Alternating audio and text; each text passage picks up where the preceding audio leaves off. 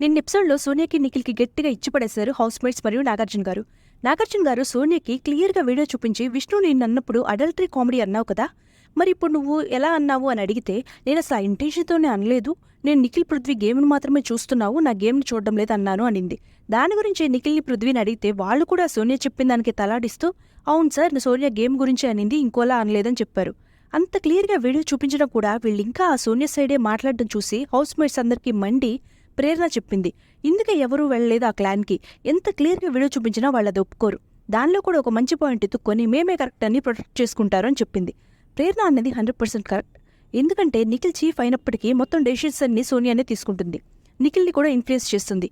ఆ క్లాన్లో వాళ్ళ ముగ్గురు మాత్రమే ఇంపార్టెంట్. మిగిలిన క్లాన్ మెంబర్స్కి అస్సలు ఇంపార్టెన్స్ కూడా ఇవ్వరు.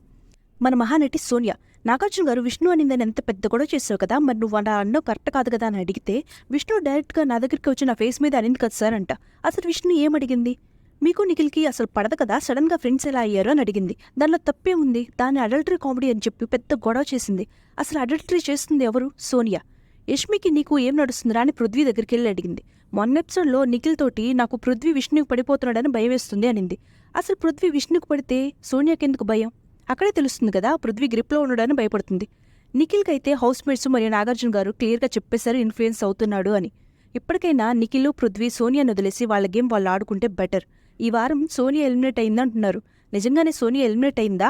మీరేమనుకుంటున్నారు? కామెంట్ బాక్స్లో కామెంట్ చేయండి. వీడియో నచ్చితే లైక్ చేయండి, షేర్ చేయండి, సబ్స్క్రైబ్ చేయండి.